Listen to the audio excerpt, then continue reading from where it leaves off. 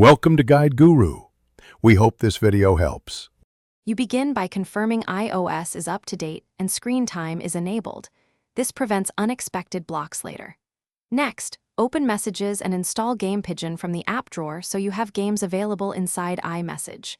Then, set or verify your screen time passcode or Face ID. You will need it to allow changes. Once done, open a conversation, tap the app drawer, and launch Game Pigeon so you can test access immediately. Now you refine limits. Go to Settings, Screen Time, App Limits, and add either Messages or the Game Pigeon category. Choose a daily limit and set custom days if needed. This controls playtime precisely. If you want immediate access, put Messages in Always Allowed, but be aware that removes limits. Balance convenience versus control.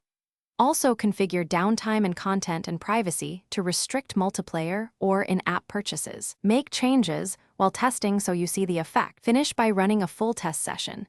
Play via Messages and monitor screen time's usage screen to confirm it logs correctly. If Game Pigeon is blocked, use your screen time passcode to add more time or adjust limits on the fly.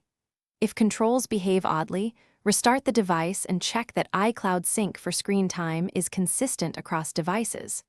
As a quick troubleshooting tip, if time won't update, toggle screen time off and on, then reapply the limits.